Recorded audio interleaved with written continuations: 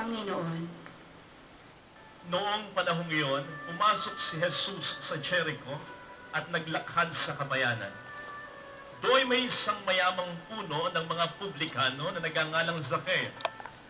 Pinagsikapan niyang makita si Jesus upang makilala kung sino ito. Ngunit siya'y napakatanda.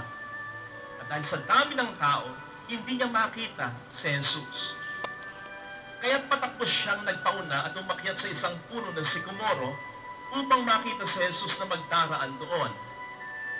Pagdating ni Jesus sa dahong iyon, siya'y tumingala at sinabi sa kaniya, Zacchaeus, bumaba ka agad, sapagkat kay ang tumuloy ngayon sa bahay. Nagmamadali siyang bumaba at tuwang-tuwang tinanggap si Jesus. Lahat ng nakakita nito ay nagulong-bulungan. Nakikituloy siya sa isang makasalanan. Wika nila. Tumayo si Zacchaeus at sinabi, Panginoon, ibibigay ko po sa mga dukha ang kalahati ng aking ari-arian. At kung ako'y may nadayang sinuman, apatay pa yung sasauli ko sa kanya. At sinabi sa kanya ni Jesus, ang kaligtas ay dumating ngayon sa sambahayang ito. Lipi rin ni Abraham ang tao ito, sapagkat naparito ang anak ng tao upang hanapin at iligtas ang naligaw. Mga kapatid, ang mabuting balita ng ating Panginoon. Pinupuri ka namin, Panginoong Heso Kristo. Magsiupo po ang lahat. Magandang umaga po sa inyong lahat. Sa ngalan po ng ating parish priest at shrine rector, Monsignor Mar DJ Arenas, at sa ngalan ng ating kasamang obispo dito, Bishop Inigas, welcome sa National Shrine ng Divine Mercy. At gaya po ng lagi natin ditong sinisigaw, God is good all the time. Palakpakan natin ang ating Panginoon. Naniniwala po ba kayo sa angking kabutihan ng tao? Na gaano man ito kasama, ay po pwede pa rin magbago? O isa kayo sa mga taong maikli ang pasensya, na mas madaling manghusga kaysa magbigay ng panibagong pag-asa? Narinig po natin sa ating binasang ebanghelyo ang naging bulong-bulungan ng mga tao matapos si Kristong pumasok sa bahay ni Zacchaeus.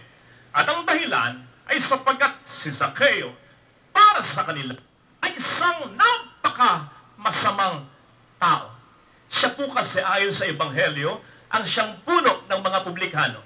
Ang publikano po dati ay usually isang Hudyo na naniningil ng buwis sa kanyang mga kapwa Hudyo na isinusurrender naman niya sa mga sumakop sa kanilang Romano, kung saan kung minsan o madalas sila ay mayroong kickback, porsyento. So technically, kung pwede natin sabihin, sila ay kumikita, nagpapayaman, they make a living at the expense ng kanilang mga kababayan para sa mga sumakop sa kanilang dayuhan. Hence, itinuturing silang traidor at makasalanan ng lipunan. No wonder, nung una, hirap na makita si Zacchaeus ni Kristo sapagkat hindi lamang maliit siya. Palagay ko, ayaw rin siyang pasingitin ng mga taong galit na galit at walang pakialam sa kanya. Pero tingnan po ninyo ang ginawa ni Zacchaeus. Bagamat mataas ang posisyon niya bilang puno ng mga publikano, umakyat siya ng puno para lamang makita si Kristo. I believe, sa aksyon pa lamang na ito ni Zacchaeus, masasens na natin kahit na paano na may natitirang kabutihan sa puso niya. Sapagkat kahit na nakakahiya para sa isang tulad niya na maumakyat ng puno, ginawa pa rin niya upang si Kristo ay kanya lamang makita. I believe, yan na mismo ay isang sign na po pwede pa rin siya talagang magbago. Bigla ko tuloy naalala yung kwento tungkol sa dalawang pusakal na kriminal na mayroong tatambangan meron silang inaabangan, papatayin nila.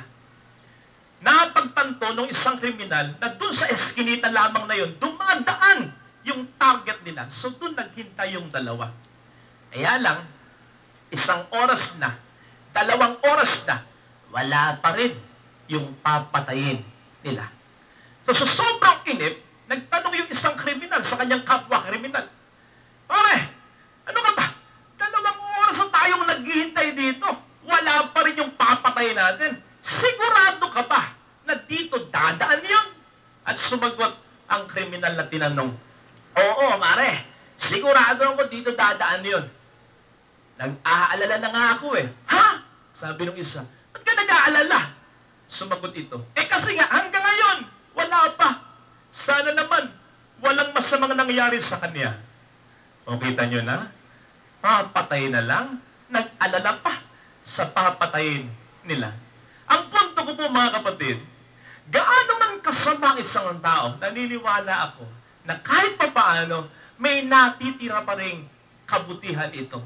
Kaya nga kung minsan magtataka ka, kung bakit yung isang tao walang hiya sa'yo, pero chances are, mabuti pa rin magulang yan. Mabuti pa rin kapatid yan. Mabuti pa rin anak yan. Yan po ay hindi dapat ipagtaka, sapagkat remember, tayong lahat ay mga anak ng Diyos. Hindi tayo anak ng Diablo. Anak tayo ng kaliwanagan at hindi ng kadiliman. And I can't think of any sin na po pwedeng mag-alis sa atin ng katotohanan iyan habang tayo nabubuhay. I believe that man will always have that spark of goodness in him kahit aandap-andap na lang dahil sa dami niyang kasalanan. Precisely because God will never give up on him. Amen? Palakpakan natin ang ating Panginoon. And so the challenge for us is to see, to recognize, and to trigger that spark of goodness in every sinner. Kinakailangan nating palutangin yung natitirang kabutihang yan na masyado nang natabunan ng kasalanan by providing them an opportunity na po pwede silang magbago.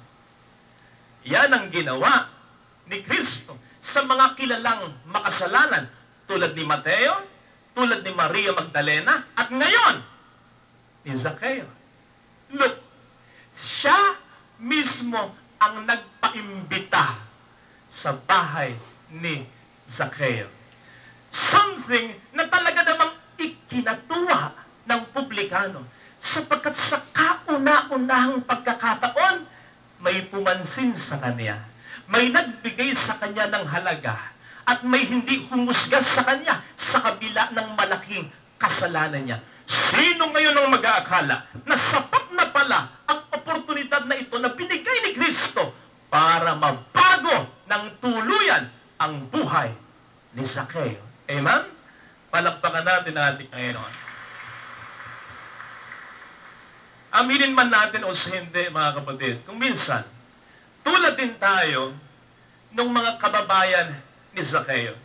Ang mas nakikita natin agad ay yung kapintasan o nagawang kasalanan ng tao. Kaya ang dali-dali nating humusga. Ang dali-dali nating magsalita o magsabi ng kung ano-ano. Something na hindi dapat. Sapagkat yung nalalaman at iniisip nakikita natin ay po pwedeng bahagi lamang ng napakalaking katotohanan tungkol sa isang tao na hindi pa natin alam. Kaya wala tayong karapatan na husgahan ang sinuman, lalong-lalo na kung hindi natin alam ang kanyang nakaraan, ang kanyang background, o ang kanyang kasalukuyang pinagdaraanan.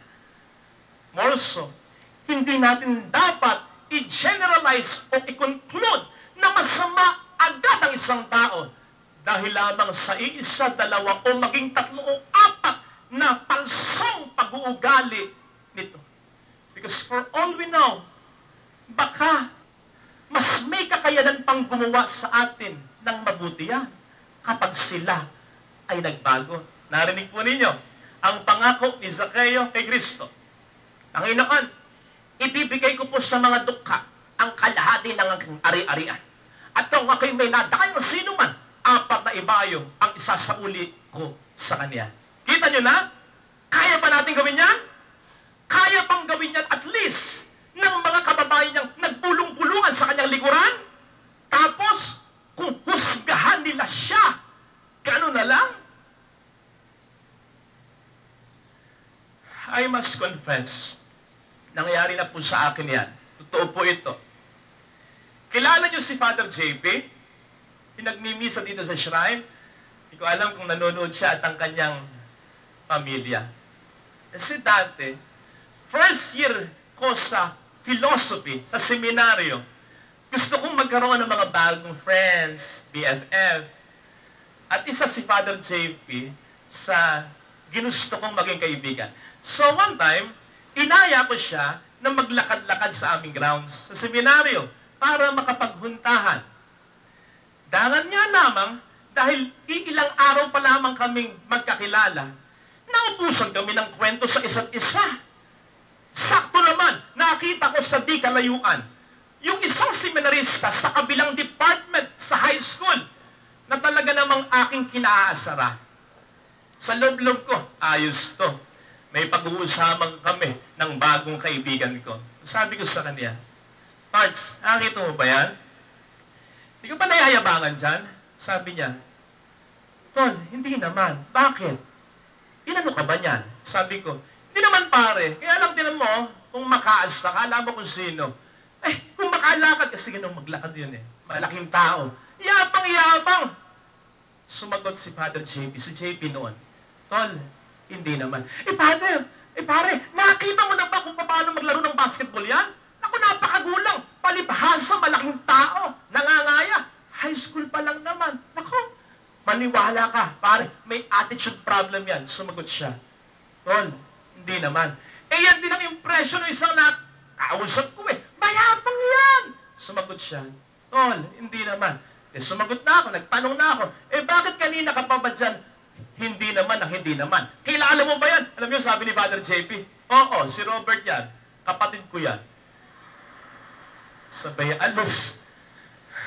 Ako, nga.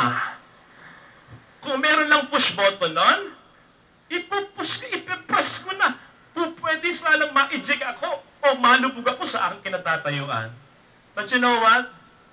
Totoo. Kahit pa paano nakilala ko si Robert, totoong mabuting tao. Na-realize ko, mas mayabang pala ako. Something na po pwede kong hindi natuklasan sapagkat agad ko na siyang hinusgahan. Buti na lamang hindi ako sinumbong ni Father JP na hanggang ngayon ay aking kaibigan sapagkat ako mismo ay hindi niya hinusgahan. Amen? Palakpakan natin ang Panginoon. Mga kapatid, tandaan po natin, kapag tayo nanghusga, pinapatay natin ang pag-asa ng isang tao. Naalala ko, sabi natin ni late Fernando Po Jr., huwag nating aalisin sa tao ang pag-asa sapagkat baka yun na lang ang meron siya, mawala pa. Kapag hinuhusgahan natin ang isang tao, inaalis natin ang kanyang pag-asa.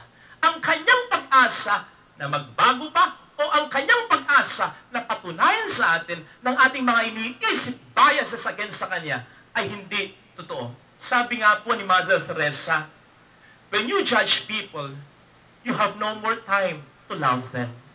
Kaya sana, kung wala tayong masasabing maganda tungkol sa isang tao, manahimik na lang tayo. Sapagkat wala namang magagawa na mabuti kung manghuhusga o manlalait tayo. Minarin nyo, kung hinusgahan ni Kristo, Zaccheo, siguradong mamamatay siya bilang isang publikano. Pero dahil sa pag-asang ibinigay niya sa taong ito, ayon sa tradisyon, si Zaccheo ay namatay na isang disipulo. So ito sana mga kapatid, ang ating ipagdasal na biyaya ngayon sa ating panalapagdiriwang na si Kristo ay ating matularan, especially His beautiful capacity to see in every man, not what he was, but what he could become kung siya ay pagtitiwalaan lamang. Especially kung meron tayong mahal sa buhay na matagal na nating pinagpapasensyahan. Sabi ko nga minsan, kapatid, huwag mong itanong kung bakit siya naging asawa mo, kung bakit siya naging anak mo, kung bakit siya naging kapatid mo. Kasi makupulta lang ang isip mo, hindi mo malalaman ang sagot. Lalong-lalo na kung marami kang sakripisyo para sa taong ito. Baliktarin mo yung tanong. Ang itanong mo, bakit nga kaya ako ang naging asawa niya? Bakit nga ako ang naging nanay niya? Bakit nga kaya ako ang naging kapatid niya? Baka sakaling masagot mo ang tanong. Lalong-lalo na kung malaki na ang sakripisyo mo para sa kanya. Sapagkat ang sagot, obvious. Kung hindi ikaw, sino? Sino ang makapagtsatsaga sa kanya? Kaya kapatid, kung matagal mo nang pinagdarasal na magbago siya, ipagdasal mo rin na huwag kang magbago sa iyong pasensya, sa iyong pagmamahal. Sapagkat baka ikaw na lamang ang last na instrumento, strand ng Diyos upang siya ay mabago pa. Amen? God is good all the time. Palakpakan ang Panginoon. Magsitayo po ang lahat.